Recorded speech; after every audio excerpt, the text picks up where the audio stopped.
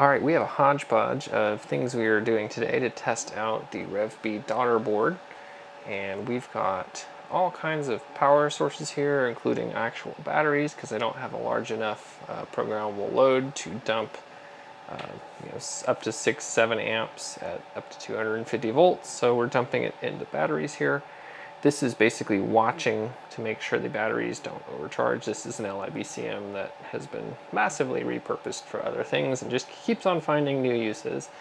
And then we are using the prototype Li control to actually control these signals here, and it's allowing me to use this potentiometer to vary various signals, which is good for testing.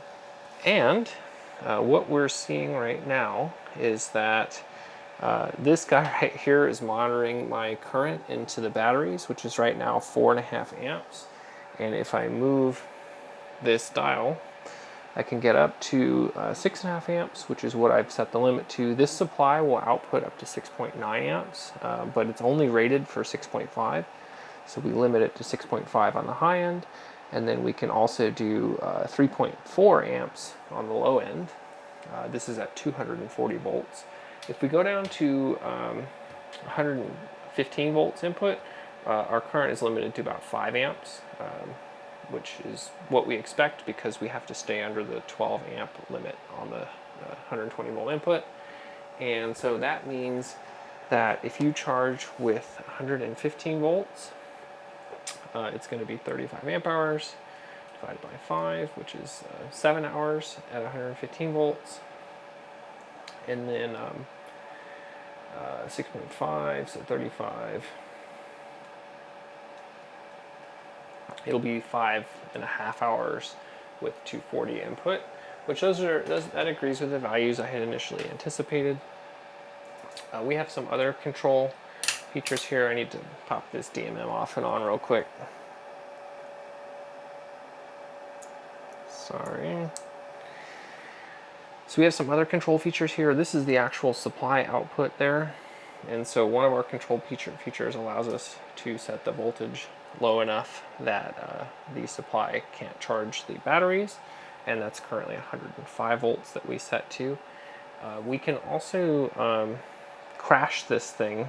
So we're already not outputting any current, but we can actually still control the voltage here with our current mode. There's some interesting things that are happening with this circuit. This has a lot of load on it, and our power budget to control this, because these control signals is actually derived from the HVDC output, we have a very limited power budget because I'm literally just using a low dropout here. It's not even low dropout because we're literally dropping the entire charger output voltage across some resistors here so that we can get a 5 volt stable rail. And you're measuring that voltage here, and you'll notice this is a 5 volt stable rail, but it's actually not at 5 volts right now. It's pegged at 1.8. You can see here it's up at 5 now. This is some of the funky controlness that we've done to make this limited power budget work. And this is all in the schematic.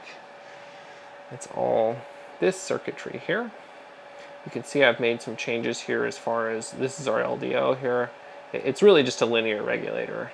Typically you use these for low dropout applications, but here we're dropping like up to 245 volts here, and then 5 volts regulated there. That is the voltage we're measuring here. And you can see that we're actually able to rail it out. It's fine that we can actually change this voltage. Basically this diode here is keeping this at 5 volts until the current gets above about 3.8 milliamps, in which case it just becomes a voltage divider of 58K here. And then on the bottom is basically whatever this potentiometer is changing that output resistance using some PWM and those things. But anyway, yeah, you can see I've changed some of these values. One thing here is that this opto isolator specifies a 2 microsecond rise and fall time. And while I was getting like a 1 microsecond rise time, the fall time was like initially 217 microseconds. And I was able to get it down to 34. It's because you need to actually have quite a bit of pull down resistance here so that you can pull this emitter out of saturation. And unfortunately, because this pull down resistor is powered by this very limited power budget here, 10K is already at 600 microamps, which is about 20% of the power that this can output. So anyway, everything's working well. I ran into the same issue again that I ran into on that LiBCM back on RevB, where these LEDs, I just have these LEDs here so you can see the intensity values, and they just have very non-linear behaviors when you start pulse width modulating them, and it makes it hard to control, so I replaced that with a 100 ohm resistor. But yeah, overall it's working great. The RevB will ship, which is good, or at least I haven't found anything yet that would keep it from shipping. Yeah, it is fun times.